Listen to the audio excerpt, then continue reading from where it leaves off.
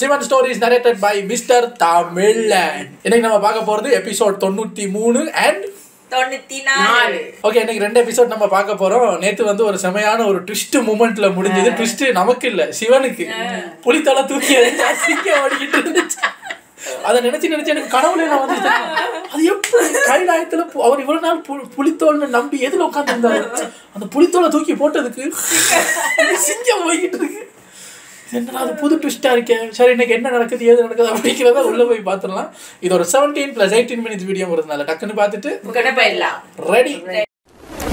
காளி தேவியோட கால்ல நம்ம சிவன் விழுந்து கிடந்ததையும் அவங்க ஏன் சிவன் மேல இப்படி மிதிச்சாப்புல நிக்கிறாங்க அப்படிங்கறதுக்கான அந்த காரணத்தை சொல்லுவாங்களா அப்படின்னு பார்த்தா போன பாட்டுல சொல்லல. குறைஞ்சபட்சம் இந்த பாட்டுலயாவது ஏன் சிவனை போட்டு அந்த அம்மா அப்படி மிதிக்குது அப்படிங்கிற அந்த காரணம் தெரியுதா அப்படிங்கறத பார்க்கலாம். 8 கைகளோட ஆதிசக்தியோட மொத்த ரூபமா ஒத்த ஆளா வந்து நிக்கிறாங்க நம்ம பார்வதி தேவி. இவங்களை இந்த ருத்ர ரூபத்துல பார்த்ததும் அந்த பயபலை எல்லாம் அப்படியே பரவெடுத்து போயிடறாங்க. கையில சீர்தட்டோட வந்தவங்க, பொண்ணு கேட்க வந்தவங்க இப்போ இந்த பொண்ணு கையாலேயே சாக போறாங்க. அந்த பக்கம் சிங்க கர்ஜனை என்ன கர்ஜனை, அதை விட இவங்க கொடுக்கிற ஒரு கர்ஜனையில அதுல இருந்து வெளிவரக்கூடிய அந்த சக்தியால அங்க நின்று அந்த முழு அசுர கூட்டமும் அப்படியே அழிஞ்சு போகுது. அதோட இந்த அரக்க எரிஞ்சு வெடிச்சு செதறி அழிஞ்சு போற தும்புரலோசனை அழிஞ்சு போனதும் நம்ம விஷ்ணு பகவான் அங்க வர அவர் நம்ம ஆதிசக்தி கிட்ட தேவி தும்புரலோசனை அழிச்சு அரக்கர்களோட அழிவை மங்களகரமா உங்களால மட்டும்தான் ரத்த பீச் அப்படிங்கிற அந்த துஷ்டனோட அழிவு நடக்க போகுது. உலகத்தை காப்பாற்றக்கூடிய அந்த வேட்கையை தொடங்குங்க தேவி அப்படின்னு சொல்றாங்க. இதையெல்லாம் கோவத்தோட கேட்டுக்கிட்டு இருக்காங்க நம்ம ஆதிசக்தி. அங்க கட் பண்ணி இந்த சும்பே அவங்களோட சபையை காட்டுறாங்க. அதுக்குள்ள தும்புரலோசை செத்து போயிட்டான் அப்படிங்கிற மேட்டர் தாரகாசுரனுக்கு போய் சேர அவர் அங்க வந்து ஏண்டா உங்க 2 பேரும் நான் மலை போல நம்பி இருந்தேன், நீங்க இப்படி செய்வீங்கன்னு நான் எதிர்பார்க்கவே இல்லை, ஏண்டா இப்படி அவசரப்படுறீங்க? ஏதோ ஒரு பொண்ணு அழகா இசைக்கிறா அப்படின்னா அவ யாரு என்னங்கறத முதல்ல தெரிஞ்சுக்க வேண்டாமா? இப்படியா அவசரப்பட்ட ஆட்களை அனுப்பி இழக்கிறது அப்படின்னு கேக்குற. அதுக்கு அவனுக்கு ராஜா பார்வதியோட சக்தி என்னங்கறத இப்ப நாங்க புரிஞ்சுக்கிட்டோம். வெறும் கர்ஜனையாலேயே எங்களோட வீர அரக்கன் தும்புரலோசனையும் அவன் கூட போன எல்லா பேரையுமே அழிச்சிட்டாங்க. எதுல? வெறும் கர்ஜனையாலேயே.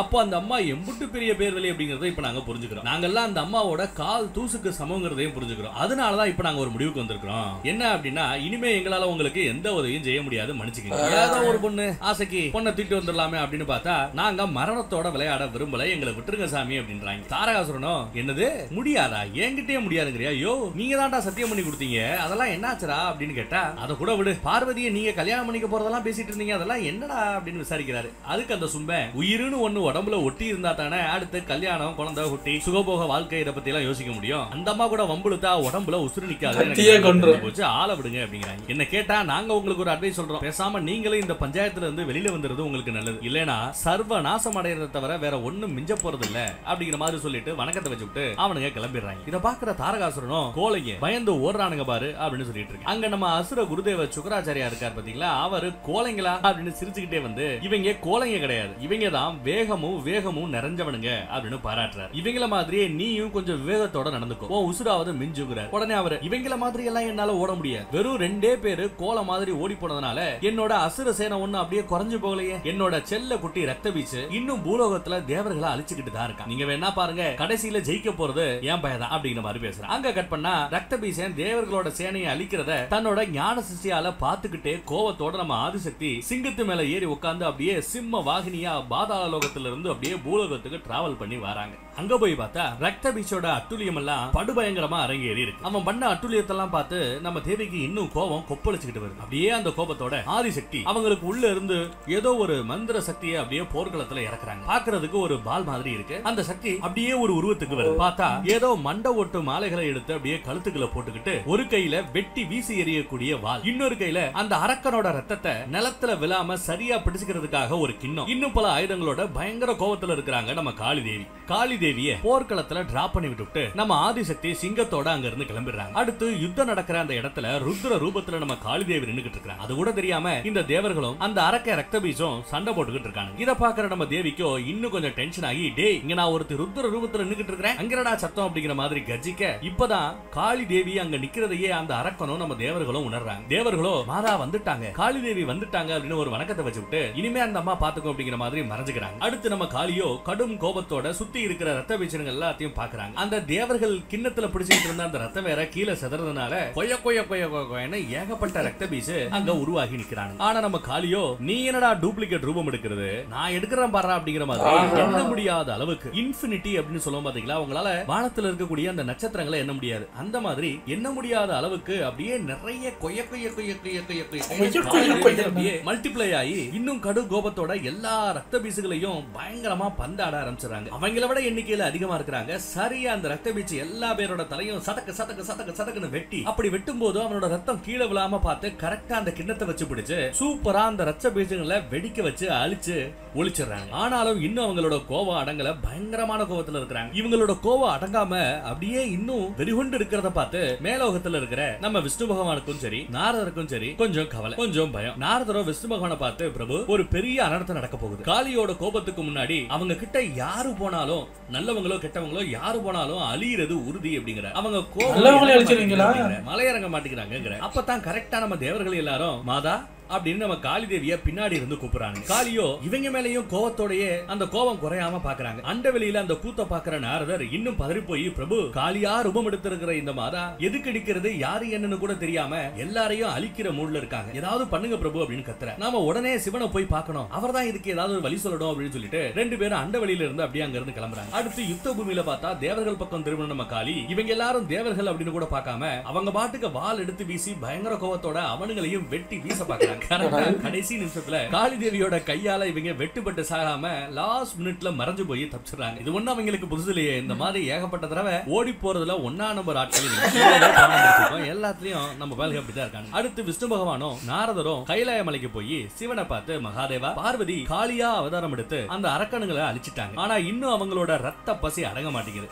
கவலை என்னன்னா அரக்கங்களை அழிச்சதுக்கு அப்புறமும் அவங்க தேவர்களையும் மத்த சாதாரணமான ஆட்களையும் சேர்த்து அழிக்க பாக்குறாங்க. எதுக்கு இருக்கிறது யாரு என்னடே தெரியாம கண்மூடித்தனமா எல்லாரையும் தாக்குறாங்க. இது தொடர்ந்தா உலகமே அழிஞ்சு போயிடும். சீக்கிரம் இதை தடுத்து நிறுத்த காளி தேவியை கண்ட்ரோல் பண்ண ஒரு வழி சொல்லுங்க சிவனே அப்படின்னு கேக்குறாங்க. நம்ம சிவனோ ஒண்ணுமே பேசாம மனசுக்குள்ளேயே காளியா மாறி நிக்கிற பார்வதியை தடுத்து நிறுத்தக்கூடிய ஒரு சக்தி இந்த உலகத்துல எங்கேயுமே கிடையாது, ஆனா எனக்கு ஒரே ஒரு விஷயம் மட்டும் தெரியும்னு யோசிச்சுக்கிட்டே இருக்க. கட் பண்ணா நம்ம காளி தேவியை காட்ட அவங்க அந்த அரக்க ரத்த பீச்சனை எல்லாம் ஃபுல்லா அழிச்சு முடிச்சுட்டு இன்னும் அந்த யுத்த பூமியில பூலோகத்துல யாரா கடப்பா போட்டு தரலாம் அப்படிங்கிற மாதிரி வெறிகொண்டு கோவத்தோட சுத்திக்கிட்டு இருக்காங்க. திடீர்னு எது மேலயோ காலை வச்சு அப்படியே ஸ்டாப் ஆகி நிக்கிறாங்க. எது மேல மிதிச்சோம் அப்படின்னு கேமரால அப்படியே போக்கஸ் பண்ணி கீழே கொண்டு போனா நம்ம பார்வதியோ பயந்து போய் சொல்லிக்கிட்டே இருந்தாங்கல்ல, அதே மாதிரி காளி ரூபத்துல அவங்க நம்ம சிவனோட நெஞ்சு மேலேயே காலை வச்சுக்கிட்டு பண்ணிக்கிறாங்க. பார்வதி தேவியை நிறுத்தி சாந்தப்படுத்துறதுக்காகத்தான் நம்ம சிவன் அப்படியே தரையில படுத்திருக்கிறார் போல. இப்படி சிவனோட நெஞ்சு மேலேயே காலை வச்ச காளி தேவி அப்படியே தடுமாற ஆரம்பிக்கிறாங்க. ஐயோ அப்படின்னு எந்த ஒரு ரூபத்துல இருந்தாலும் கட்ட புருஷனாய் அவங்களுக்கு ஞாபகம் இருக்காதா என்ன? அப்ப ஏற்பட்ட அந்த பதட்டம், அந்த தடுமாற்றம், அது அப்படியே அவங்களோட கொஞ்சம் கொஞ்சமா அவங்களோட கோபத்தை குறைச்சிக்கிட்டே வருது. கோபங்கள் எல்லாம் கொஞ்சம் கொஞ்சமா குறைய ஆரம்பிக்க கொஞ்ச நேரத்துக்கு அப்புறம் அவங்க சுயநினைவுக்கு வந்து அடுத்து தான் யாரு மேல கால் வச்சிருக்கிறோம் அப்படிங்கறத முழுதா உணர்ந்து பதறி போய் தான் காலை சிவன் மேல இருந்து எடுக்கிறாங்க. அடுத்து அழுதுகிட்டே காளி ரூபத்துல இருந்து பார்வதி ரூபத்துக்கும் மாறுறாங்க. ஐயோ தப்பு செஞ்சுட்டமே அப்படின்னு அழுதுகிட்டே சிவனை விட்டு தள்ளி தள்ளி அப்படியே பின்னாடி நடந்து போறாங்க. அப்போ கீழே படுத்திருந்த நம்ம சிவனும் எந்திரிச்சு நிக்க தேவி அழுதுகிட்டே சிவன் கிட்ட ஓடி வந்து அவரோட கால்ல விழுந்து, சுவாமி எந்த தப்ப செய்யக்கூடாதுன்னு நான் நினைச்சுக்கிட்டு இருந்தனோ அதே தப்ப நான் செஞ்சுட்டேன், என்ன மன்னிச்சிடுங்கன்னு அழுதுகிட்டே சொல்றாங்க. அப்ப நம்ம சிவன் தேவியை தூக்கி விட்டு, இல்ல பார்வதி நீ எந்த தப்பும் செய்யல, எந்த பத்தினி தர்மத்தையும் நீ நிலைகுலைக்க வைக்கல, உன்னால தர்மத்துக்கு கலகம் ஏற்படவில்லை, இப்போ நீ செஞ்ச செயல் எவ்வளவு பெரிய செயல் தெரியுமா, உன்னோட சுயநலத்தை முன்னாடி வைக்காம உலக நன்மையை முன்னிறுத்தி அதுக்கு முக்கிய எனக்கு வடிவேல் ரஞ்சா வந்தாங்க வருது. தேவி 2 நாளா கிழங்கு தின்னு விட்டேன், வாயு வந்து நின்றுச்சு, ஏறி விதிச்சா பாரு ஒரு விதி, எல்லாம் விதிக்க வெளியே போய் மூஞ்சி ஜெயிச்சதாதான் பிளஸ் ஆயிடுச்சு. நன்றி பார்வதி. கொடுத்திருக்கிற தாயா உன்னோட தர்மத்தை சரியா செஞ்சிருக்கேன்னு சொல்றேன். ஆனா தேவியோ இதை ஏத்துக்காம, இல்ல சுவாமி இந்த செயலை செஞ்சா முடிவு இப்படித்தான் இருக்கும்னு ஏற்கனவே எனக்கு தெரியும், அப்படி தெரிஞ்சிருந்தோம் அந்த செயலை செய்ய நான் ஒத்துக்கிட்டே இருந்திருக்க கூடாது, ஒருவேளை ஒத்துக்கிட்டு இருந்தாலும் என்னால ஏன் என்ன கண்ட்ரோல்ல வச்சிருக்க முடியல, தப்புன்னு தெரிஞ்சு கூட நான் அதே தப்பை ஏன் திரும்ப செஞ்சிருக்கிறேன், நான் ஒரு பெரிய பாவம் செஞ்சிருக்கிறேன், இந்த பாவத்துக்கு பிரயாச்சித்தம் என்ன சுவாமி, எனக்கு கடுமையான தண்டனையை கொடுங்க அப்படின்னு நம்ம சிவன் கிட்ட கைகூப்பி கேட்கிறாங்க. இதை பாக்குற நம்ம சிவன் தேவியோட கையை பிடிச்சு, இல்ல டார்லிங் நீங்க எந்த தப்பும் செய்யல, உலக நன்மைக்கான இவ்வளவு பெரிய வேலை நீங்க செஞ்சுட்டு எதுக்கு அழுதுகிட்டு இருக்கீங்க, உன்னை கட்டினதுக்கு நான் இன்னைக்கு எவ்வளவு சந்தோஷப்படுறேன் தெரியுமா, இவதான் என் முண்டாட்டின்னு மார்தட்டி எல்லாத்தையும் நான் சொல்லிட்டு இருக்கேன், சந்தோஷமாவும் ஃபீல் பண்றது தெரியுமா, நீ எந்த ஒரு பத்தினி தர்மத்தையும் நிலைகுலைக்க செய்யல, உன்னால பத்தினி தர்மத்துக்கு எந்த கலங்கமும் ஏற்படவில்லை அப்படின்னு சொல்லி தேவியை சமாதானம் செய்ய முயற்சி பண்ணிக்கிட்டு இருக்கேன். ஆனா தேவியை ஒத்துக்காம இன்னும் தலையை குனிஞ்சு அழுதுகிட்டே தான் இருக்கிறாங்க. இப்படியே சிவனும் தேவியும் பேசிக்கிட்டு இருக்க அங்க தேவர்கள் விஷ்ணு பகவான் எல்லாரும் வராங்க. அப்போ தேவர்கள் எல்லாம் சிவ சக்தியோட மகிமைக்கு கோடான கோடி நன்றிகள், நாங்க பெரிய பாக்கியசாலிகள். இன்னைக்கு மாதா ரத்த பீசனை அழிச்சது மட்டுமில்லாம உலகத்துக்கு தேவி மாதாவோட அந்த திவ்ய ரூபமான காளியோட தரிசனமும் எங்களுக்கு கிடைச்சது. ரொம்ப நன்றி தேவி அப்படிங்கிறாங்க. தரிசனம் கிடைச்சதா? அப்போ எதுக்குமே ஓடுனேன், நின்று பார்க்க வேண்டியதா? கத்திய தூக்கினோட எல்லாம் போக போட்டு மறைச்சு விட்டு ஆகா தெய்வ தரிசனம்ன்றது எதுக்குமே ஓடுனேன்? பதில் சொல்லுவேன். ஆனா தேவி ஒண்ணுமே பேசாம ஆனா போங்கடா நீங்க வேற, ஏன் கவலையை பத்தி யாருக்கு தெரியுங்கிற மாதிரி அழுதுகிட்டே நின்றுகிட்டு இருக்காங்க. தேவி எதுவுமே பேசாம நிக்கிறத பார்த்த நம்ம சிவன் தர்மத்தையும் அமைதியையும் உலகத்துல நிலைநாட்ட இந்த யுத்தம் மிகவும் அவசியமானது. ஆதிசக்தி அரக்கணங்களை அழிச்சு உலக மக்களை காப்பாத்தி அவங்க வேலையை சரியா செஞ்சு முடிச்சிருக்காங்கன்னு சொல்லிட்டு, சரி அப்ப நாங்க வேலையை முடிச்சிட்டோம், இனி நாங்க கைலாய மலைக்கு போகணும்னு சொல்லி புகையை போட்டு நம்ம சிவனும் தேவியும் கூட்டிட்டு அங்க இருந்து கிளம்பிடுறேன். யாரை கூட்டிட்டு? பார்வதி தேவியை கூட்டிட்டு கிளம்பிடுறேன். எது எப்படியோ ஒரு வழியா நம்ம தேவி கையால தும்ரலோசனும் ரத்த பீச்சும் அழிஞ்சானுங்க. இவங்களும் தான் ஆதிசக்தியா முழுசா மாறிட்டேங்கிறத உலகத்துக்கு நிரூபிக்கவும் செஞ்சுட்டாங்க. ஆனா சிவன் மேல நம்ம காலை வச்சுட்டோமே அப்படிங்கிற அந்த கவலையில இருக்காங்க பாவம். அங்க கட் பண்ணா நம்ம தாரகாசுரனுக்கு இப்பதான் ரத்த பீச்ச காளி தேவி அழிச்சிட்டாங்கிற அந்த மேட்டர் தெரிய வருது. மலை போல நம்பிக்கிட்டு இருந்த மனுஷன் போய் சேர்ந்துட்டானே அப்படின்னு நினைச்சு இவரு வருத்தப்படல, மாறா கோவப்படுறாரு. பலிக்கு பலி வாங்கணும்னு நினைக்கிறார். தூங்கிக்கிட்டு இருந்த அந்த சிங்கத்தை தட்டி எழுப்பிட்டாவ, இனிமே நான் அந்த சிவனையும் பார்வதியும் அழிக்கிற வரைக்கும் ஓய மாட்டேன்னு சொல்றேன். பக்கத்திலேயே நம்மால தூங்கி இருக்கிற சிங்கத்தை தட்டி எழுப்புறது, படுத்து கிடந்த புளிய சிங்கமா மாத்தி அவர் எழுப்பிட்டு கவலை உட்காந்துருக்காரு. இவர் பேச மாட்டாரு. ஓவியா அந்த குருதேவர் இருக்காரு, அவரு சிரிச்சுக்கிட்டே, என்னது நீ அந்த சிவன் பார்வதி தேவியை அழிக்க போறியா? ஒருவேளை தொடர்ந்து தோல்விகளையே பார்த்து பார்த்து பார்த்து உனக்கு கடைசியில புத்தி பேதலித்து விட்டதோ? உன்னை விட உன் பசங்க அறிவானவங்க. பாரு, சிவனை தான் தெய்வமா ஏத்துக்கிட்டு இத்தனை காலமா அவங்க சிவனை நோக்கி தவம் புரிந்து கொண்டு இருக்காங்க. சிவன் மீது பக்தியில அப்படியே மூழ்கி கிடக்குறாங்க. அவரையே நினைச்சு கடும் தவம் புரிந்து கொண்டு இருக்காங்க. சரியான நேரத்துல சரியான முடிவெடுத்தானுங்க அப்படின்னு சொல்லிக்கிட்டு இருக்க நம்ம தாரகாசுரனோட 3 பசங்க, அந்த வித்யுன் மாலிக் அப்புறம் இன்னும் 2 பேர் அவங்கள காட்டுறாங்க. நல்லா தாடி முடி எல்லாம் வளர்ந்துகிட்டு அப்படியே ஒத்த கால நின்னு ஓம் நமச்சிவாயா ஓம் நமச்சிவாயா ஓம் நமச்சிவாயா அப்படின்னு சிவமந்திரத்தை சொல்லி தவம் செஞ்சுகிட்டு இருக்கிறாங்க. அசுர குருதேவர் சொல்றதை கேட்டு தாரகாசுரன் கொஞ்சம் வில்லத்தனமா சிரிச்சுக்கிட்டு, குருதேவரே ரொம்ப நன்றி, எனக்கு இப்படி கிறுக்கு பசங்க 3 பேர் பிள்ளைகளா இருக்காங்க அப்படிங்கறதையே நான் மறந்து போஞ்சிட்டேன். இப்ப நீங்க ஞாபகப்படுத்திட்டீங்க, ரொம்பவே நன்றி. இனிமே அவங்களோட அந்த சிவ பக்திய நான் எனக்கு சாதகமா பயன்படுத்திக்க போறேன்னு சொல்லி அந்த சக்ரிங்கிற அசுரங்கிட்ட நான் கூப்பிட்டேன்னு சொல்லி என்னோட 3 பசங்களை இங்க கூட்டிட்டு வா அப்படின்னு அனுப்பி வைக்கிறாங்க. கட் பண்ணா கைலாய மலையை காட்ட சிவனும் பார்வதி தேவியும் அந்த யுத்த பூமியில இருந்து கைலாய மலைக்கு வந்தாச்சு. குறிப்பா நம்ம தேவி இன்னும் தப்பு செஞ்சுட்டோங்கிற அந்த கவலையோடயே கைலாய மலைக்குள்ள வராங்க. அப்ப நம்ம நந்தி தேவரும் அப்ரசன்டிஸ்களும் தேவிக்கு மலர் தூவி ஆரத்தி எல்லாம் எடுக்க வராங்க. ஆனா தேவி கவலையோட மொத்த ரூபமா இது எதையுமே கண்டுக்காம அவங்க பாட்டுக்கு நடந்து போயிட்டே இருக்காங்க. இத பாக்குற நம்ம நந்தியோ, என்னாச்சுடா, ஏன் மாதா இப்படி கவலையா இருக்காங்கன்னு பதறி போய் அவங்க பின்னாடியே மாதா மாதா அப்படின்னு கூப்பிட்டுக்கிட்டு நந்தி தேவர் ஓடி போய், இத்தனை நாளைக்கு அப்புறம் அசுரங்க எல்லாத்தையும் அழிச்சிட்டு இப்பதான் நீங்க கைலாய மலைக்கு வந்திருக்கீங்க, உங்களை வரவேற்கிற அந்த பாக்கியத்தை கூட எங்களுக்கு நீங்க கொடுக்க மாட்டீங்களா? எங்க மேல கோவமா மாதா? நாங்க ஏதாவது தப்பு செஞ்சுட்டோமா? சொல்லுங்க மாதா, உங்களுக்கு என்ன ஆச்சு அப்படின்னு கேட்க தேவி எந்த பதிலும் சொல்லாம அவங்க பாட்டுக்கு சுத்தி என்ன நடக்குதுன்னு கூட தெரியாம நடந்ததையே நினைச்சுக்கிட்டு அவங்க பாட்டுக்கு நடந்து போயிட்டே இருக்காங்க. இப்படி என்ன மாதாக்குன்னு நந்திதேவர் முடிச்சுக்கிட்டு நிக்க திரும்பி பார்த்தா நம்ம சிவன் நின்னுக்கிட்டு இருக்காரு. பிரபு நீங்க இங்க இருக்கீங்களா அப்படின்னு அவர்கிட்ட போய், அரக்கணங்களை அழிச்சதுக்கு அப்புறமும் வேற ஏதாவது நடந்துச்சா? எதனால பிரபு இவங்க இவ்வளவு வருத்தத்தோட இருக்காங்க, என்னாச்சு அப்படின்னு விசாரிக்கிறார். அதுக்கு நம்ம சிவன், நாம நம்ம கடமையை சரியா செய்யும் போது இந்த மாதிரி சில விஷயங்கள் நடக்கத்தான் செய்யும். வேலையை சரியா முடிச்சிட்டோம் அப்படிங்கிற அந்த சந்தோஷத்தை விட எதையோ இழந்துட்டோம் அப்படிங்கிற அந்த கவலை தான் நமக்கு அதிகமாக இருக்கும். இதே கவலை தான் இப்போ உன்னோட மாதாவான அவங்களோட பார்வதியோட மனசுலயும் இருக்கு. அதை நினைச்சுதான் இப்படி கவலையும் கஷ்டமா அவங்க அழுதுகிட்டு இருக்காங்க அப்படின்னு சொல்றாரு. அப்ப நம்ம நந்திதேவர், பிரபு நீங்க தானே சொன்னீங்க பிரச்சனைன்னு ஒண்ணு இருந்தா தீர்வுன்னு ஒண்ணு கண்டிப்பா இருக்கும்னு. மாதாவோட இந்த பிரச்சனையை போக்குறதுக்காக நிச்சயமா ஒரு வழி இருக்கும், அவங்களோட வேதனையை சீக்கிரமா போக்குங்க பிரபு அப்படின்னு கேட்கிறார். அதுக்கு நம்ம சிவன், கண்டிப்பா நந்தி, நான் என்னோட சைடுல இருந்து பார்வதியோட வேதனையை போக்குறதுக்காக முயற்சி எடுக்கிறேன், நீயும் நம்ம அப்பரசன்டிஜும் சேர்ந்து உங்களால முடிஞ்ச முயற்சி எடுங்கன்னு சொல்றாரு. அதுக்கு நம்ம நந்தி, என்னது நாங்களா? நாங்க என்ன பிரபு செய்யறது? ஐடியாவை மட்டும் சொல்லுங்க பிரபு, மாதாவோட கஷ்டத்தை போக்குறதுக்கு எந்த ஒரு கடினமான முயற்சியும் செய்வதற்கு நாங்கள் தயாராக இருக்கிறோம் அப்படின்னு சொல்ல, சிவன் கடினமான விஷயங்களை தான் செய்யணும் அப்படின்னு எந்த ஒரு அவசியமும் கிடையாது. சில பிரச்சனைகளுக்கான தீர்வு ரொம்ப கடுமையா இல்லாம மிக எளிமையானதாக ஈஸியானதாக கூட இருக்கலாம். நம்ம நந்தி சிவன் சொன்னதை கேட்டுட்டு என்ன செஞ்சு இவங்களோட வேதனையை போக்குறதுன்னு யோசிச்சுக்கிட்டே நடந்து வர, கடுமையா எதுவும் செய்ய வேண்டாம், ஈஸியா கூட செய்யலாம்னு வேற ஒரு பிட்ட போட்டு போற. நம்ம அப்பரசன்டிஸ் எல்லாம் கூட நந்தி கிட்ட போய், நந்தி மகாதேவர் என்ன சொன்னாரு, என்ன ஆச்சு நம்ம மாதாவுக்கு அப்படின்னு விசாரிக்கிறாங்க. அதுக்கு நம்ம நந்தியோ, டேய் அப்ரசன்டிஸ்களா, என்ன காரணம்னு தெரியலடா, ஆனா மாதா ரொம்ப வருத்தமா இருக்காங்கடா, பிரபு உதவி செய்வதற்காக நம்மள கூப்பிடுறாரு அப்படின்னு சொல்ல, அவங்க எல்லாம் என்னது நாமளா, நாம என்ன செய்யறது அப்படின்னு யோசிச்சுட்டு என்ன செய்யறதுன்னு யோசிச்சுக்கிட்டு இருக்க அந்த பக்கம் பார்வதி தேவியை காட்டுறாங்க. அவங்க இன்னும் நடந்ததையே நினைச்சுக்கிட்டு ஒப்பார வச்சுக்கிட்டு இருக்கேன். நான் யாருக்கிட்ட இந்த செஞ்ச தப்ப சொல்லி அழுகிறதுன்னு சிவன் மேல காளி ரூபத்துல இவங்க இருக்கும்போது கால் வச்சதையே நினைச்சு அழுதுகிட்டு இருக்காங்க. அடுத்து ஏன் எனக்கு இந்த சோதனை? இந்த உலகமே என்ன இந்த உலகத்தோட தாயா ஜெகத் மாதாவா நினைக்கிறாங்க. ஆனா இங்க நானே தாய்ப்பாசம் கிடைக்காம இப்படி தவிச்சு போய் ஏங்கிக்கிட்டு இருக்கேனே அப்படின்னு என் கவலைய நான் யார்கிட்ட போய் சொல்றதுன்னு அழுதுகிட்டு இருக்கேன். பார்வதி தேவிக்கு இப்படி அவங்க அம்மாவோட ஞாபகம் வந்துட அந்த பக்கம் ஹிமாலய அரண்மனையில நம்ம மீனாவதி தேவியை காட்ட அவங்க தூக்கத்துல கனவுல இருந்து பார்வதி தேவி மாதிரி அவங்க தூக்கத்துல இருக்காங்க. கனவுல திடீர்னு பார்வதி அப்படின்னு கத்திக்கிட்டே எந்திரிக்கிறாங்க. சத்தத்தை கேட்டு பக்கத்துல இருந்து நம்ம பர்வதராஜனை எந்திரிச்சு என்னாச்சு மீனா அப்படின்னு கேட்க அதுக்கு அந்த அம்மா மகாராஜா பார்வதி ரொம்ப வேதனையில இருக்கா, எதனையோ நினைச்சு கவலைப்படுறா, அவ அழுகுற மாதிரி எனக்கு தோணுது, என்கிட்ட அவ ஏதோ சொல்லணும்னு நினைக்கிறா அப்படின்னு சொல்ல நம்ம ராஜா என்ன மீனா சொல்ற, நீ சொல்ற மாதிரி எல்லாம் நடக்க வாய்ப்பே இல்லையே, அவ நம்ம மாப்பிள்ள சிவன் கூட இருக்கா, சிவன் கூட இருக்கும்போது பார்வதிக்கு வேதனைன்னு ஒண்ணு எப்படி நடக்க முடியும், நீ ஏதோ தேவையில்லாத நினைச்சு கவலைப்படுறேன்னு சொல்றாங்க. அதுக்கு மீனாவதி தேவியோ இல்ல மகாராஜா தேவையில்லாம நான் கவலைப்படுற மாதிரி எனக்கு தோணல, உண்மையிலேயே அவ ஏதோ கஷ்டத்துல இருக்கா அப்படின்னு சொல்றாங்க.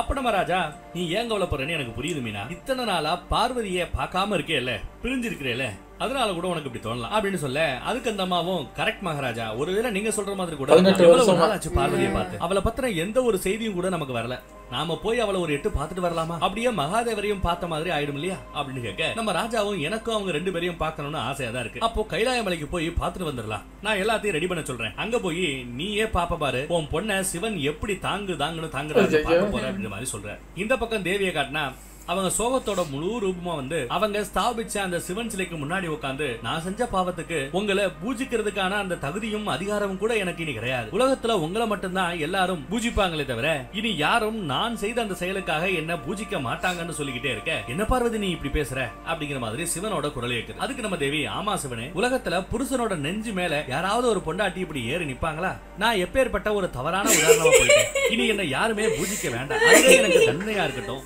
அது பத்தல இன்னும் பெரிய பெரிய தண்டனைகளா எனக்கு கொடுங்கன்னு சொல்ல நீங்க எதுவும் கொடுக்க மாட்டீங்க, அதனால நானே இனி எனக்கு தண்டனை கொடுத்துக்கிறேன், என்ன இனி யாரும் இந்த உலகத்தில் பூஜிக்க வேண்டாம் அப்படின்னு அழுதுகிட்டே சொல்லிட்டு இருக்காங்க. அவசரப்பட்டு ஏன் இப்படி வார்த்தையில விடுறாங்கன்னு தெரியல. எது எப்படியோ கடைசியா இந்த எபிசோட்ல அசுரர்கள் அழிஞ்சதை பார்த்தோம். பார்வதி தேவி ஏன் சிவனோட நெஞ்சில அப்படி ஏறி நின்னாங்க அப்படிங்கறத பார்த்தோம். இவங்களா விருப்பப்பட்டு செய்யல, சிவனே தான் வாண்டடா வம்புக்குனே போய் இந்த மாதிரி ஒரு தடுமாற்றத்தை உருவாக்கி அந்த தடுமாற்றத்துல தான் இவங்க அவங்களோட கோபத்துல இருந்து தனிந்து வெளியில வருவாங்க அப்படின்னு புரிஞ்சுக்கிட்டு சிவன் நடத்தின திருவிளையாடல் இது. ஆனா பழிய தாமேல போட்டுக்கிட்டு அந்த அம்மா இப்படி கதறி அழுதுகிட்டு இருக்காங்க. அவங்களை இந்த கவலையில இருந்து வெளியில கொண்டு வர போறது நந்திதேவரா இல்ல பார்வதியோட அப்பா அம்மாவா, வேற ஏதாவது சில பல கூத்துக்களும் அரங்கேறலாம். மற்ற விஷயங்களை அடுத்த எபிசோட்ல பார்ப்போம். தேங்க்யூ.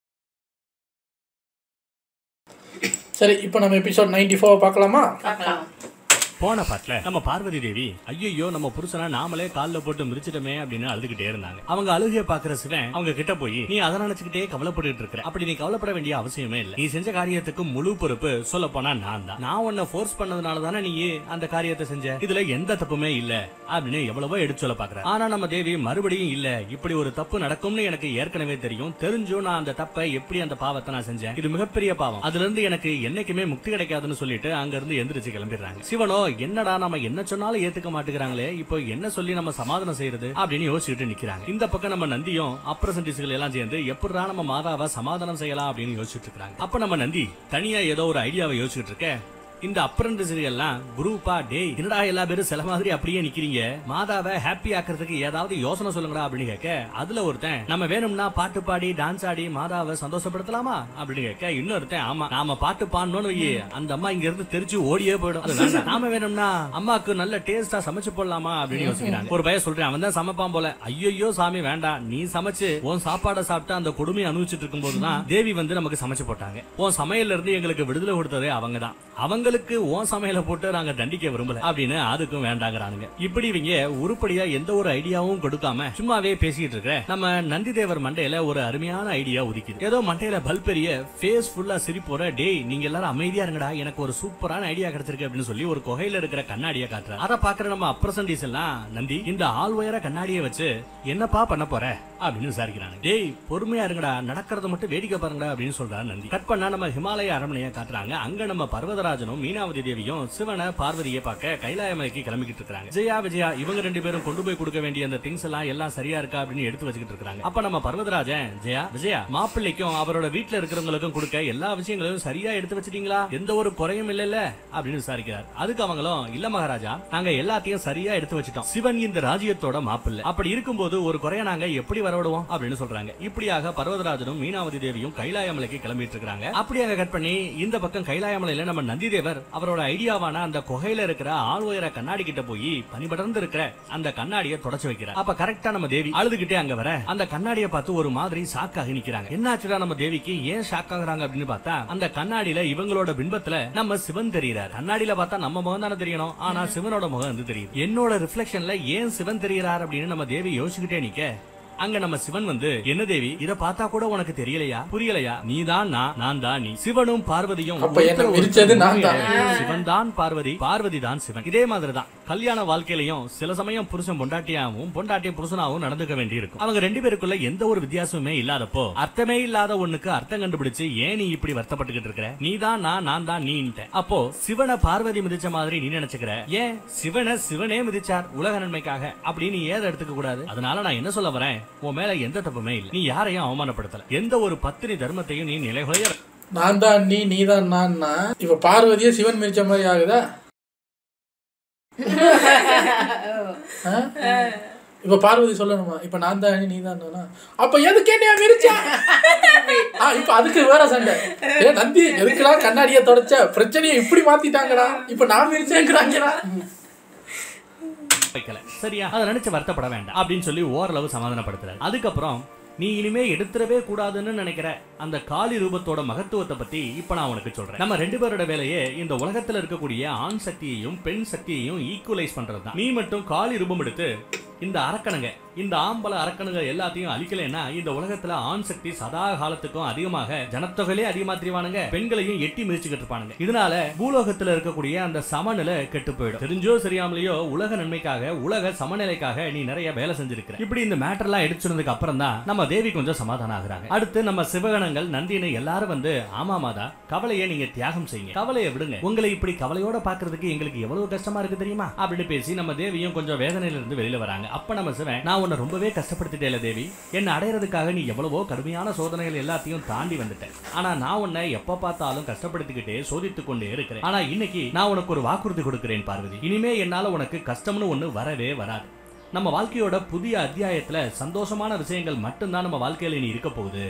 நீ மட்டும் இவ்வளவு கஷ்டங்களை தாண்டி வரலனா சிவன் பார்வதியோட கல்யாண வாழ்க்கை இப்படி சந்தோஷமா நல்லபடியா இருக்க போறதை இந்த உலகம் பார்க்காமவே போயிருக்கு. உனக்கு நான் ரொம்பவே கடமைப்பட்டு இருக்கிறேன் பார்வதின்னு சொல்ல நம்ம தேவி, சுவாமி சிவன் பார்வதிக்கு நடுவுல எந்த ஒரு விஷயமும் இல்ல, 2 பேரும் ஒண்ணு அப்படின்னு நீங்க தான் சொன்னீங்க. அதுக்கப்புறம் எதுக்காக இந்த தேங்க்ஸ், இந்த சாரி, இந்த கடமைப்பட்டிருக்கிற இதெல்லாம் வேண்டாமே. அது மட்டும் இல்லாம நான் கஷ்டப்பட்டேன்னு மட்டும் சொல்றீங்களே, நானா கஷ்டப்பட்டேன், நீங்க தானே சொன்னீங்க சிவனும் பார்வதியும் ஒண்ணுன்னு.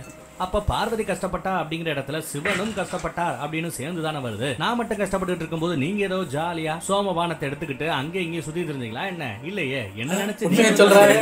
அதனால நீங்க கடமைப்படுறதுக்கு நீங்க எந்த ஒரு அவசியமும் கிடையாதுன்னு சொல்லி இப்ப நம்ம தேவி முழுக்க சமாதானம் ஆகிடுறாங்க. அங்க கட் பண்ணி நம்ம வைகுண்டத்தை காட்ட அங்க நம்ம நாரதர் பயங்கர குஷியோட ஃபைனலா நம்ம தேவி அவங்க ரூபத்தோட மகிமையும் அவங்களோட தர்மத்தை நம்ம சிவன் எப்படி ஒரு சாதாரண எடுத்துக்காட்டு நீ நானும் ஒண்ணுங்கிற அந்த ஒரு எடுத்துக்காட்டை வச்சு தேவியை சமாதானப்படுத்திட்டாரு பாத்தீங்களா அப்படிங்கிற மாதிரி விஷ்ணு கிட்ட பேசிக்கிட்டு இருக்கிறார். இனிமே அவங்க எப்பவுமே சந்தோஷமா நிம்மதியா இருப்பாங்க அப்படின்னு என்னதான் அவங்க பேசிக்கிட்டு இருந்தாலும் அடுத்து ஒரு சந்தேகத்தோட பிரபு யாரு நம்ம நாரதர் விஷ்ணு பகவானை பார்த்து, பிரபு இனிமே எல்லாமே நல்லபடியா தானே நடக்கும், ஒன்னும் பஞ்சாயத்து இல்லையே அப்படின்னு ஒரு சந்தேகத்தோட கேட்கிறார். அதுக்கு நம்ம விஷ்ணு பகவான், நாரதரே மும்மூர்த்திகள்லயே சிவன் மட்டும்தான் எந்த ஒரு புது அவதாரமும் எடுக்காம அவரோட உண்மையான ரூபத்திலேயே பூலோகத்துல வாசம் செய்கிறார். அவரோட பக்தர்களுக்கு நடுவுல ஒரே வாழ்க்கை ஒரே அவதாரத்தோட நம்ம சிவன் இருக்கிறதுனால பக்தர்களுக்கு நடுவுல அவரோட வாழ்க்கை கிட்டத்தட்ட ஒரு உதாரணமா ஒரு எடுத்துக்காட்டா மாறி நிக்கும். உலகத்துக்கு டைரக்ட் கனெக்ஷன்ல அவரோட வாழ்க்கை இப்ப அமைஞ்சிருக்கு. சிவன் அவரோட வாழ்க்கையில கஷ்டத்தை அனுபவிக்கும் போது இந்த உலகமும் துக்கத்தாலையும் அழிவினாலையும் ஆட்கொள்ளப்படும். அவங்க 2 பேரும் சந்தோஷமா இருந்தாங்கன்னா இந்த உலகமும் சந்தோஷமா இருக்கும். அவங்க 2 பேரும் ஏன் நம்ம சந்தோஷமா இருக்கணும், அவங்க காதல் ஜெயிக்கணும், அவங்க கல்யாணம் ஜெயிக்கணும், அவங்கள ஒண்ணு சேர்க்கணும், நாம ஏன் இவ்வளவு கஷ்டப்பட்டோம்? அவங்க சந்தோஷம் தான் உலக சந்தோஷமும். அவங்க நல்லபடியா இருந்தா இந்த இயற்கையும் இந்த உலகமும் நல்லபடியாக இருக்கும். அதற்காகத்தான் நம்ம கஷ்டப்பட்டோம். இப்போ எல்லா பிரச்சனையும் முடிஞ்சிருச்சு. இனிமே நம்ம சிவனும் பார்வதியும் கைலாயமலையில சந்தோஷமா இருப்பாங்க. சிவன் கைலாயமலையில நிறைய புதிய கலைகளையும் மன சந்தோஷத்துக்கான ஏகப்பட்ட விளையாட்டுகளையும் விளையாட இருக்கிறார். நிறைய விஷயங்களை கண்டுபிடிக்கிறார். அது மூலமா சிவனும் பார்வதிக்கும் இன்னும் நெருக்கம் அதிகமாவதற்கான வாய்ப்பு கிடைக்கும். அதனால கூடிய விரைவில் சிவன் பார்வதி தேவியோட மகன் இந்த உலகத்துல பிறப்பான் அப்படின்னு சொல்றாரு. இதை கேட்ட எல்லாரும் சந்தோஷப்படுறாங்க. அப்ப நம்ம இந்திரன் சிவன் பார்வதி தேவியோட மகன் பிறக்கிறதுக்கான அந்த நேரம் வந்துருச்சா பிரபு அப்படின்னு விசாரிக்க, அவர் சந்தேகமே வேண்டாம் தேவராஜா, இந்த மகனால தான் தாரகாசுரன் அழிக்கப்படுவான், அவன் தான் நீங்க இழந்த அதிகாரத்தை மீட்டு தர போறான் அப்படின்னு சொல்ல ரொம்ப சந்தோஷங்கிற மாதிரி எல்லா தேவர்களும் விஷ்ணு பகவானுக்கு ஒரு வணக்கத்தை வச்சுட்டு அங்க இருந்து கிளம்பிடுறாங்க. கட் பண்ணி நம்ம கைலாயமலையை காட்ட தேடிக்கிட்டே அந்த தியான பீடத்துக்கு வந்து பாக்குறாங்க. பார்த்தா நம்ம சிவனை காணோம். எங்கடா சிவன், காலங்காத்தாலேயே இந்த மனுஷன் எங்கடா போனார் அப்படிங்கிற மாதிரி சுத்தியும் முத்தியும் தேடிக்கிட்டு இருக்கிறார். சரி நம்ம நந்திக்கு ஏதாவது தெரியுமான்னு சொல்லி நந்தி கிட்ட போய் விசாரிச்சா எங்க போனார் அப்படின்னு கேட்டா, நம்ம நந்தியோ, ஆமா தேவி, நம்ம பிரபு விடியறதுக்கு முன்னாடியே அந்த நதிக்கரை பக்கம் போனதை நான் பார்த்தேன்னு சொல்றாரு. இதை கேட்ட நம்ம தேவி, நதிக்கரைக்கா, அதுவும் அவ்வளவு காலையில ஏன் போனாரு? சரி நான்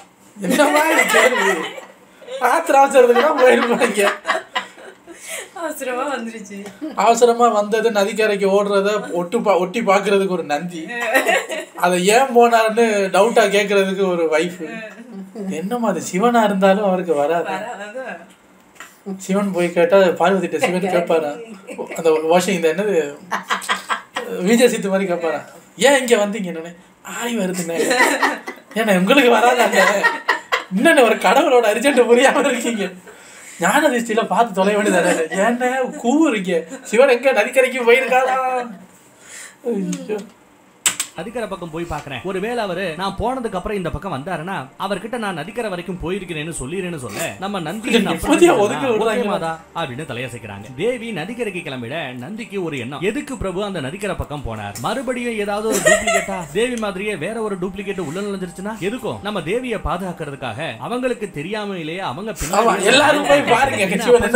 சரிதானே அப்படின்னு கேட்க அவங்களும் சரிங்கிறாங்க. ஆனா சத்தம் போடாம வரணும்டா அப்படின்னு சொல்லி நந்தி தேவரன் குரூப் அப்படியே ஃபாலோ பண்ணி கிளம்புறாங்க. நம்ம தேவியோ சிவனை தேடிக்கிட்டே நதிக்கரைக்கு வராங்க. சிவன் அப்படி என்னதான் இங்க பண்ணிக்கிட்டு இருக்காரு அப்படின்னு பார்த்தா அவர் அங்க ஏதோ ஒரு விளையாட்டை கண்டுபிடிச்சிட்டு இருக்காரு. அப்ப கரெக்டா நம்ம தேவி அங்க வந்து, சுவாமி நான் எங்கெல்லாம் உங்களை தேடிக்கிட்டு இருக்கிறேன் தெரியுமா, இங்க என்ன பண்றீங்க? இது என்னது கல்ல மேல வச்சு என்ன பண்றீங்க அப்படின்னு கேட்க நம்ம சிவன், இது ஒரு புது விளையாட்டு பார்வதி, இந்த கேமுக்கு பேரு லூடோ, இந்த விளையாட்டை லூடோ கேம்னு கூப்பிட்டா கரெக்டா இருக்குமா அப்படின்னு கேட்கிறாரு. இப்பதான் ஒரு கேம் கண்டுபிடிச்சு அந்த கேமுக்கு பேரே வைக்கிறாரு மனுஷன். அதே சமயம் நம்ம தேவியை பின்னாடியே ஃபாலோ பண்ணிட்டு வந்த நம்ம நந்தி அண்ட் அப்ரசன்டிஸ் இருக்காங்க இல்ல, அவங்க வந்து என்னடா நடக்குது அப்படின்னு எட்டி பார்க்க நம்ம தேவி கரெக்டா நம்ம நந்தியன் குரூப் பின்னாடியே ஒளிஞ்சுக்கிட்டு என்ன செய்யறானுங்க அப்படிங்கறத நோட் பண்ணிடுறாங்க. டேய் என்னடா பண்றீங்க, முன்னாடி ஆத்தாடி மாட்டிக்கிட்டோமா, அந்த அம்மா கண்ணுல இருந்து தப்பிக்கவே முடியாதே அப்படின்னு சொல்லிட்டு எல்லா பேரும் முன்னாடி வராங்க. நம்ம தேவி சிரிச்சுக்கிட்டே, இத பாருங்க இந்த விளையாட்டுக்கு பேரு லூடோவா, நம்ம சிவனே இப்பதான் உருவாக்கி இருக்கிறாரா அப்படின்னு சொல்லிட்டு சிவன் கிட்ட, சுவாமி இந்த விளையாட்டை சும்மா ஏதோ போற போக்குல நீங்க கண்டுபிடிச்சிருக்க மாட்டீங்க, ஏதாவது ஒரு முக்கியமான காரண காரியம் இருக்கு. எனக்கு மறுபடியும் கும்கி படத்துல கொத்தலி ஞாபகம் தான் வருது. ஐயா எத்தனை தடவைடா யானைக்கு மூலிகை பறிக்கிறதுன்னு போய் சொல்லி வண்டியை நிறுத்தி இறக்கி ஓடி போறது, இந்த வாட்டி கண்டுபிடிச்சிருவாங்க அப்படிங்கிற மாதிரி இன்னைக்கு லூடோ வச்சு நாளைக்கு இது மாதிரி வந்தாங்கன்னா என்னத்தை கண்டுபிடிக்கிறது ஒரு விளையாட்டு. கடவுள்னு ஃபார்ம் ஆயிட்டோம், நிம்மதியா ஒதுங்க விடுறாங்கன்னு நிம்மதியா ஒவ்வொரு நாளும் போறதுக்கு ஒரு விளையாட்டு கண்டுபிடிக்க வேண்டியிருக்கு. பின்னாடி இருக்கும் இல்லையா அப்படின்னு கேக்குறாங்க. அதுக்கு நம்ம சிவன், ஆமா பார்வதி, நாம நம்ம நதியில அந்த ரெண்டு அன்னப்பறவைகள் ஜாலியா விளையாடுறத பார்த்தோம். எந்த ஒரு உறவையும் ஆனந்தத்தால வளர்க்க இந்த மாதிரி விளையாட்டுகள் தான் உதவியா இருக்கும். அது மட்டும் இல்லாம இந்த லூடோ கேம்ல நிறைய உலக நீதிகளும் அடங்கி கிடக்கு. ஒரு வகையில இந்த உலகத்துல இருக்கிற ஏகப்பட்ட பிரச்சனைக்கான எளிமையான தீர்வா இந்த விளையாட்டு இருக்கணும்னு நினைச்சுதான் இதை நான் உருவாக்கி இருக்கிறேன்னு சொல்றேன். இதை கேட்ட நம்ம தேவி, அது எப்படி சுவாமின்னு விசாரிக்கிறாங்க. அதுக்கு நம்ம சிவன், இந்த விளையாட்டுல காய்களா நாம யூஸ் பண்ண போற கற்கள் மனிதர்கள் மாதிரி, இந்த தாயக்கட்டை அவங்களோட பாவ புண்ணிய கணக்கு மாதிரி, அதுபடிதான் எல்லாமே நடக்கும்னு சொல்றார். இதை கேட்ட நம்ம தேவியும் குஷியாகி, அழகாவும் அற்புதமாவும் இருக்கு சுவாமி இது, ஆனா இந்த லூடோ கேமை விளையாடுறதுக்கான ரூல்ஸை நீங்க சொல்லவே இல்லையே அப்படின்னு கேக்குறாங்க. அதுக்கு நம்ம சிவன், இல்ல பார்வதி, இந்த கேம்ல எந்த ஒரு ரூல்ஸுமே கிடையாது, அதுதான் இந்த விளையாட்டோட ஸ்பெஷாலிட்டி. காய்கள் எந்த டைரக்ஷன்ல வேணாலும் போகலாம், எல்லாம் நம்ம மனசோட சந்தோஷத்துக்காகத்தானே, நாம ஹாப்பியா இருக்கிற வரைக்கும் எப்படி வேணாலும் இந்த விளையாட்டை விளையாடலாம்னு சொல்றாரு. நம்ம தேவி, என்னது ரூல்ஸே இல்லாத ஒரு கேமா அப்படிங்கிற மாதிரி யோசிச்சுக்கிட்டு இருக்காங்க. அங்க கட் பண்ணி அண்டவெளியில இத பாக்குற நம்ம பிரகஸ்பதி நாரதர் கிட்ட, பாருங்க நம்ம சிவன் சூப்பர்லங்கிற மாதிரி பேச நம்ம நாரதர், அப்படி இல்ல தேவகுரு, மகாதேவர் உருவாக்குன சரி, ஏதோ ஒரு கேம் உருவாக்கிறாரு சந்தோஷம், ஆனா ரூல்ஸ்னு ஒண்ணு இல்லாம உருவாக்கி வச்சிருக்காரு, அதெல்லாம் வேலைக்காகாது. நம்ம பார்வதி மாதா இவங்க காலையில இப்படித்தான் நடந்திருக்கும். இப்படி வானத்துல நின்று ஒட்டி பார்த்துட்டு இருக்கும்போது, சிவன் எங்கேயோ போறாரு, இரு பாப்போம். போறாரு, சூலாயுதத்தை ஒண்ணுல குத்தி வச்சுக்கிட்டு பக்கம் போய் மறைகிறாரு. என்ன உட்கார்றாரு, கழுத்துல இருக்கிற பாம்பை கழட்டி வைக்கிறாரு. ஆபரணங்கள் எல்லாம் கழட்டி வைக்கிறாரு. என்ன இல்ல குத்தம் இல்ல, கழட்டி கழட்டி வைக்கிறாரு. என்ன பண்றாரு? இவருக்கு சொல்லுவாங்க, அவர் சொல்லுவாரா, இவர் சொல்றாரா, யாரு நம்மளோட அந்த நெருப்பு அரசன், ஒன்றும் விளங்கவில்லையே, பாபா விஷ்ணுட்ட போய் கேட்பான், டவுட்டு கேட்பான் விஷ்ணுட்ட போய். ஐயோ சிவனுக்கு பாருங்களேன், கடவுள்னு வந்ததுல பொண்டாட்டி துரத்தி வருது, கூடவே சிவகணங்கள் வர்றாங்க, இவங்க வானத்துல இருந்து பாத்துக்கிட்டு இருக்காங்க, என்ன பண்றாரு அப்படின்னு. ஐயோ ஐயோ, அந்த காலையில போய் உட்காந்தா அது ஐஸ் வெள்ளைங்கிற குளிருது, வேற தண்ணி எடுத்து அடிச்சாச்சு.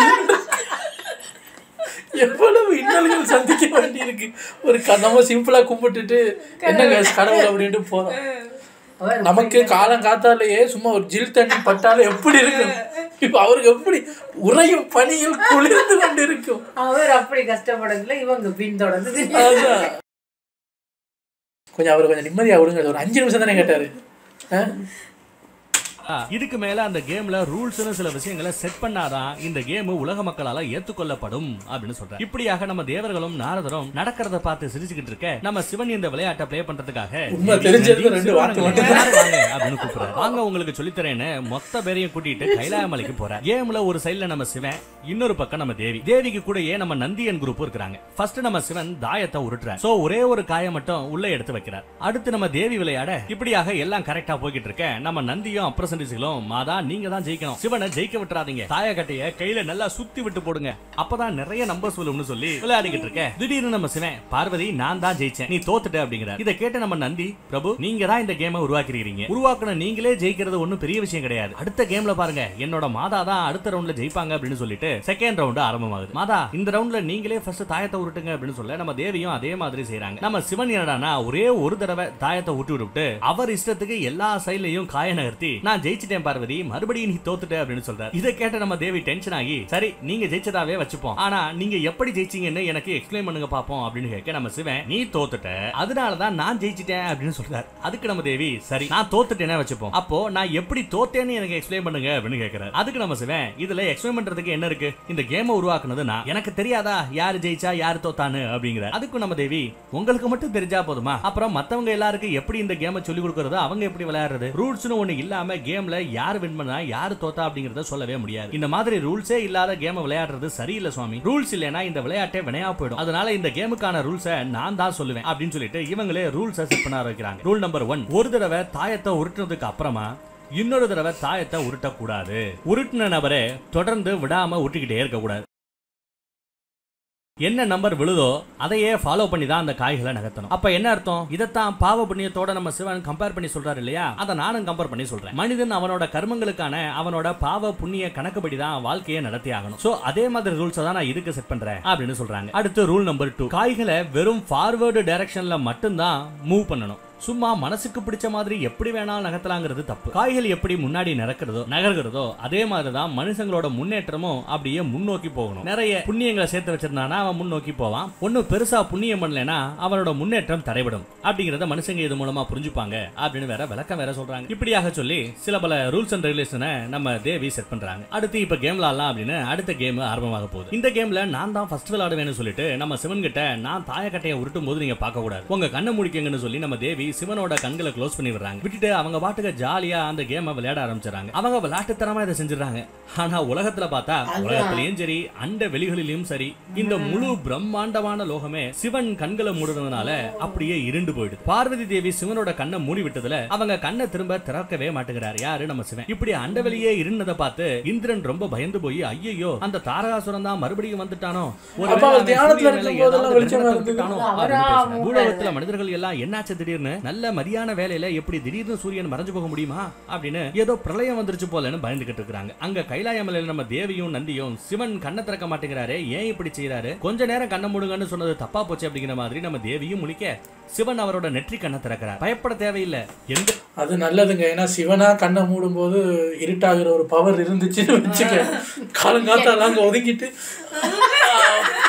அப்படின்னு அந்த ஒரு எல்லாரும் பண்ணிருப்போம் அப்படியான்னுட்டு அப்படின்னு கண்ணை மூடினான்னு வைங்களேன். காலையில விடிய கால 6 மணிக்கு இருட்டி ஒரு 5 நிமிஷம் இருட்டுறது.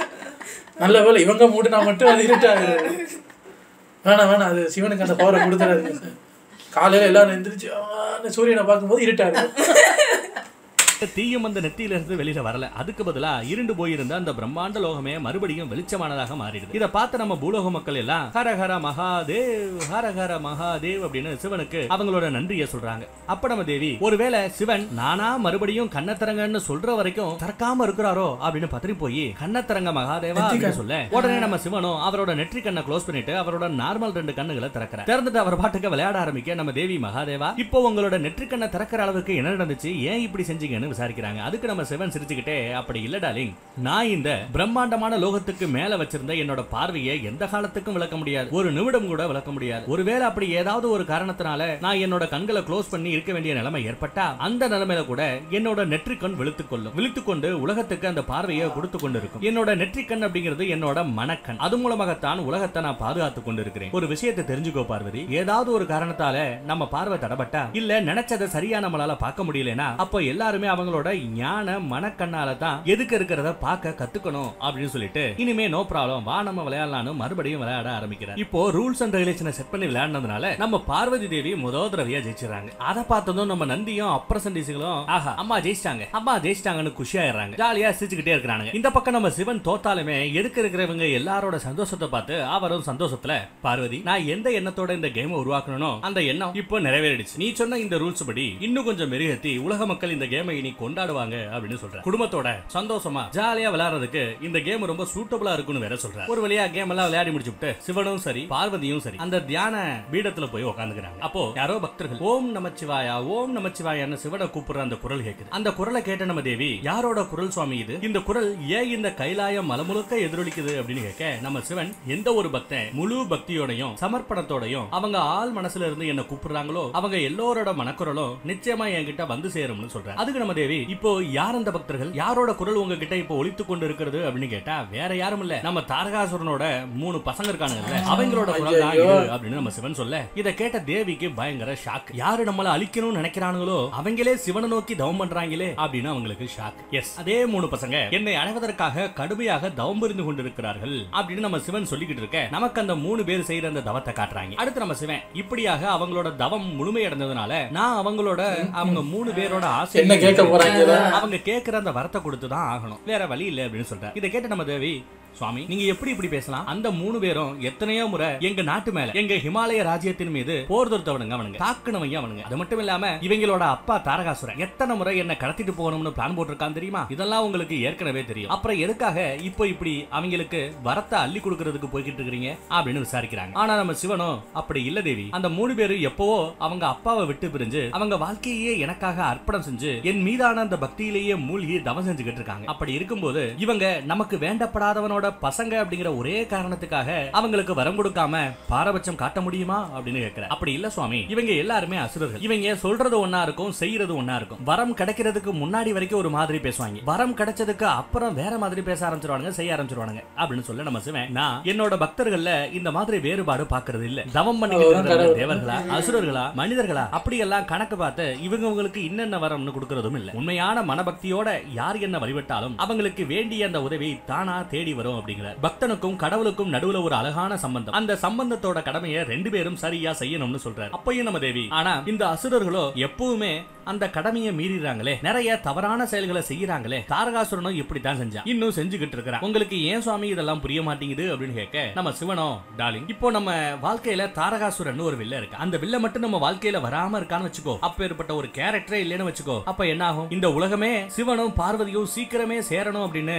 இவ்வளவு வேலைகள் செஞ்சிருக்காரு. நாம நாமளும் இவ்வளவு வேகமா மறுபடியும் ஒண்ணு சேர்ந்திருக்கவும் மாட்டோம் அப்படிங்கிற மாதிரி சொல்ல நம்ம தேவி கொஞ்சம் டென்ஷன் ஆகுறாங்க. ஆனா சிரிச்சுக்கிட்டே, ஆமா சுவாமி நீங்க சொல்றது ரொம்ப கரெக்ட், உங்க அளவுக்கு அறிவு எனக்கு எங்க இருக்கு, நாம 2 பேரும் ஒண்ணு சேர்ந்ததுக்கு நம்மளோட காதலும் நான் உங்க மீது வச்சிருந்த அந்த பக்தியும் தவமும் தான் காரணம்னு நினைச்சேன். ஆனா ஏதோ ஒரு அசுரனாலதான் நாம ஒண்ணு சேர்ந்தோம்னு சொல்றீங்க பாத்தீங்களா? சரி சரி, அப்போ அந்த தாரகாசுரனுக்கு என்னைக்குமே எதுவுமே ஆகாம இப்படியே நமக்கு தொல்லை கொடுத்து கொண்டே இருக்கட்டும், அவன் அழியவே வேண்டாம். போங்க, அந்த 3 அசுரர்களுக்கும் அவங்க கேட்கிற அந்த வரங்களை அள்ளி அள்ளி கொடுங்க அப்படின்னு வஞ்ச புகழ்ச்சி அணியில் பேசிக் கொண்டிருக்கிறார். ஆனா கொஞ்சம் கடுப்போட பேசிக்கிட்டு இருக்காருமா நம்ம சிவனும். அவர் பாட்டுக்கு புகைய போட்டு அங்க இருந்து கிளம்பிடுறாரு. அடுத்து என்ன ஆகும்? நம்ம பார்வதி தேவி சொன்னதையும் மீறி நம்ம சிவன் அங்க போறாரு. அவங்க 3 பேரும் ஏட்டிக்கு புட்டியா ஏதாவது வரத்தை கேட்டு அதையும் இந்த மனுஷன் கொடுத்து தொலைஞ்சிட்டாருன்னா அடுத்து என்ன ஆகுங்கிறத பொறுத்து இருந்து பார்ப்போம். என்னத்த வேணாலும் கொடுங்க, முருகன் வந்தாருன்னா மேல கொடுப்பாரு, அதே அவருக்கு வினையா வரும். முருகன் வந்து எல்லாரையும் சாக்கிட்டோம். நம்ம எதுவும் கூப்பிட்டா வரவும் மாட்டேங்கிறாரு. நம்ம அந்த அளவுக்கு ஒரு மனசா காலத்துக்கு ஒத்த கால மடிச்சுட்டு நிக்க போறோம். இல்ல நானும் சும்மா ஏதாவது பண்ணுவோமே அப்படின்ட்டு கண்ணை மூடி ஒரு 5 நிமிஷத்துக்கு மேல பார்த்தா பக்கத்து வீட்டுல ஏதோ பொறிக்கிறாங்க. நம்ம வீட்டுல எனக்கு என்ன செய்வாங்க அப்படி போயிருது மைண்டு. அப்புறம் எங்க கடவுளுக்கு கிட்ட கூட நம்மளால போக முடியாது. இந்த வயிறுல ஒரு பசின்னு இருக்கிற வரைக்கும் நம்ம அந்த தவமும் பண்ண முடியாது, கிட்டையும் போக முடியாது. எனிவேஸ், வீடியோ நல்லா இருந்தது. நெருங்கிட்டோம். இன்னொரு 3 நாள்ல 2 எபிசோட பார்த்தா கூட முருகர் வந்துருவாரு. வரட்டும்.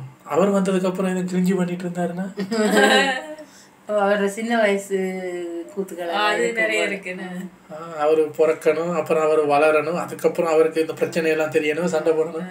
என்ன கைலாய மலையில இன்னொரு 3 பேரா சுத்திட்டு இருப்பாங்க. 2 பேர் இருக்கும் போதே சிவன் ஒதுங்க விட மாட்டாங்க. இவனும் வந்து அப்பா செல்லமா மாறிட்டாருன்னு வைங்க, போன வாரதான். வீடியோ ரொம்ப நல்லா இருந்தது. உங்களை நாளைக்கு வேற வீடியோ வந்து சந்திக்கிறேன். Take care. பாய்.